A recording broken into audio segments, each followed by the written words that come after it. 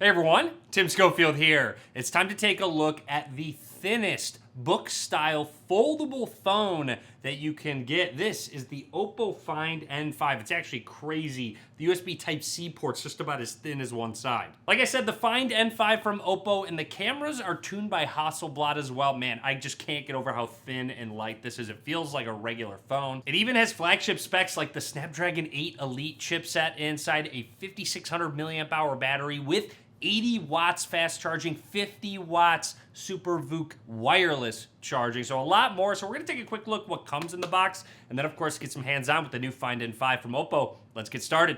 Here it is, the Find N5, OPPO Hasselblad down at the bottom. There is a disclaimer. Definitely make note of this if you buy this phone. Setting our phone to the side, let's see what else we get in the box. Standard booklets plus a case, which we'll put on in just a second, and our USB Type-A to USB Type-C cable for charging. That will connect to our USB Type-A 80 watt Super VOOC charging brick that's included in the box. And here we go.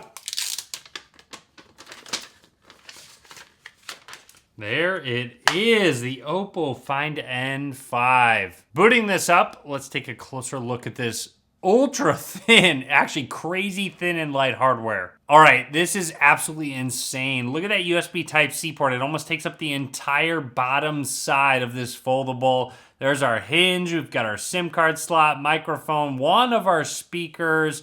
Moving along on this ultra, it's actually really light too. It's kind of crazy. You've got your power button with a fingerprint scanner embedded into it.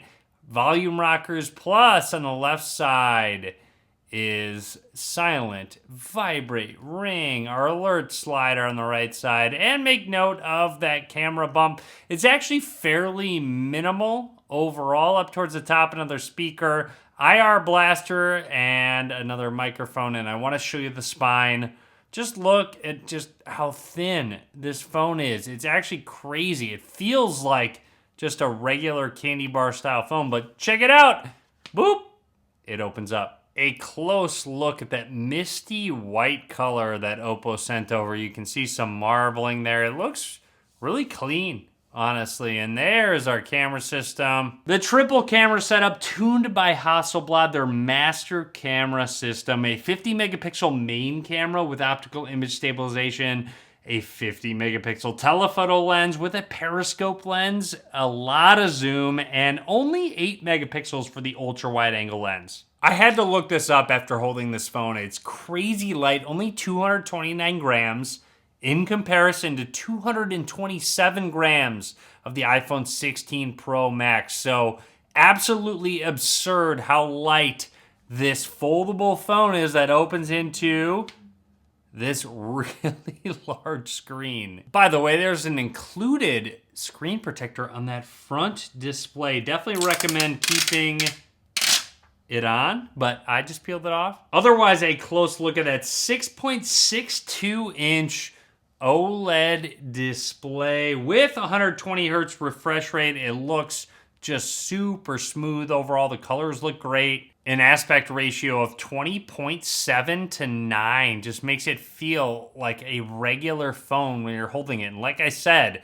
it's so light. Opening it up, the inner display is 8.12 inches, and we'll take a closer look at this hinge. Just, it's barely there. I can barely feel it. It almost looks more than you can feel. It's pretty crazy. This is a 120 hertz OLED display as well. Everything looks really smooth. The colors really pop. Everything just looks really good. Okay, for a true test, let's turn the display off. Let's show it in the worst lighting conditions you possibly can.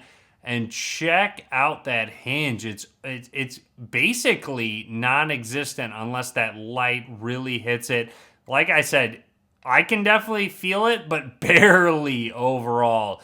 It's super impressive. OPPO did an incredible job with the hinge on this device. And speaking of that hinge, let's open it up so you can see the mechanism, and it sits completely flat. Look at how thin this phone actually is when you open it up. again with the hinge mechanism, just giving it a quick close.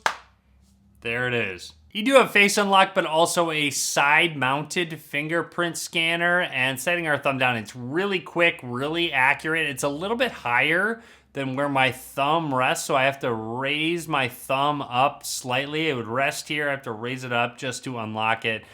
Honestly, not that big of a deal. When I go to open up the phone anyways, you sort of have to readjust, set your thumb down, and then you're good to go. This phone's actually crazy though. Opening up the camera app, let's just snap a few quick pictures. Like I said, 50 megapixel main sensor. You can go to that 0.6, only 8 megapixel, a little bit of a bummer, but again, you have to minimize that camera bump regardless. You can go to 2x, you can go to 3x, and then up to 6x as well. But if you want to go all the way as far as possible in that periscope, 120x zoom. Crazy. A lot of different options up here. You can go to preview on both screens. So if you snap a quick picture, you can see what shows up. Getting rid of that, you can also preview on the back, which, hey, there I am. Hello, guys. Let's actually go back, and another option you have is this. Cover screen is on, so just the cover screen now. So now, if I really wanted to take a selfie, I could snap a picture. I can fully use the camera, 0.66x. Swipe up to continue on the main screen. Make note of what I just said there. There's that picture I just took. Aside from that, you have your master mode with Hasselblad. You have auto and a full pro mode video. Let's see how high it can go. Up to 4K, 60 frames per second. No 8K in case you're interested in that. Portrait mode, again, taking advantage of the Hasselblad partnership with the different focal lengths and the blur in the background. And then just a quick look at all of the different options you have. Speaking of swiping up to continue, if it open up an app and you close it, you can swipe up to continue. This is an option you can change in settings, but my favorite way to do it, if I close it, yeah, close out of it if I don't continue on the front screen, but that's totally an option. A ton of AI features, including AI Studio to fully customize different pictures that you've taken. You have AI features to edit your photos, 4K enhance, AI eraser, unblur in case there's a lot of motion, remove reflections. Let's try the AI eraser right here. Let's, I don't think this is gonna be tough. It's trying, wow.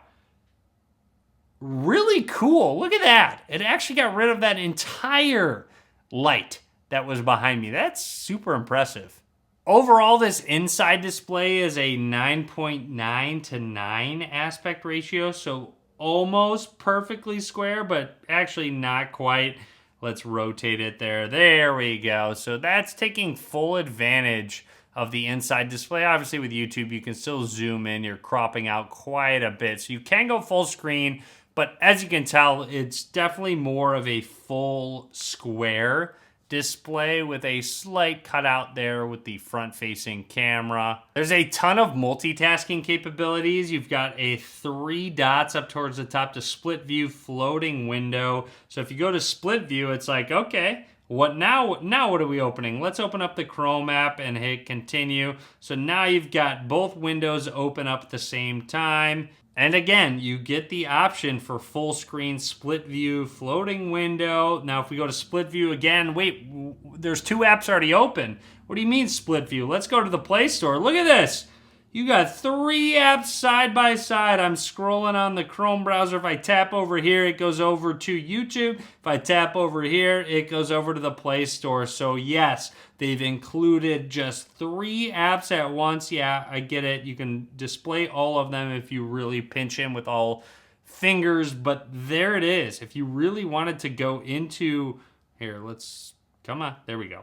So if you really wanted to go into one of them, if you really wanted to swap back and forth, especially vertical apps, this is really, really useful. You obviously have the option to just swap sides with all of these apps and really go back and forth between them. You can go into full screen if you really want to. But again, OPPO just really killing it with the multitasking, especially with having such a big inside display. And again, one final look at that hinge mechanism. It lays flat and just, you really just can't see the crease. Yeah, if the light hits it, sure. Even if you feel it, you can barely tell that the crease is there. Super, super impressive engineering by OPPO overall. Closing it, I can still swipe up and just continue like I'm on a normal phone. And like I said, the weight alone makes it just feel like I'm holding a normal phone. And as promised, let's take a look at the included case. So it's just a back piece, but it sort of makes sense because it protects the hinge and the corners overall. And popping it on, there we go. You can see it does protect that hinge. Has a really nice sort of leathery feel to it. Protects the corners on the back. Opening up the device and flipping it over. This is fully protecting the crease.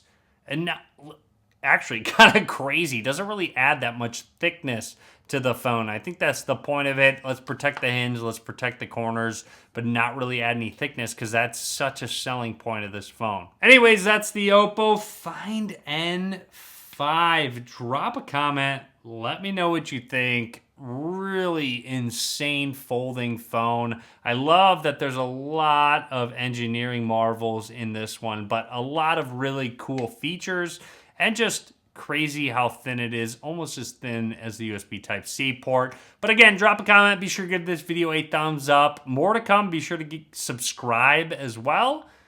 And as always, swipe up. Thanks for watching.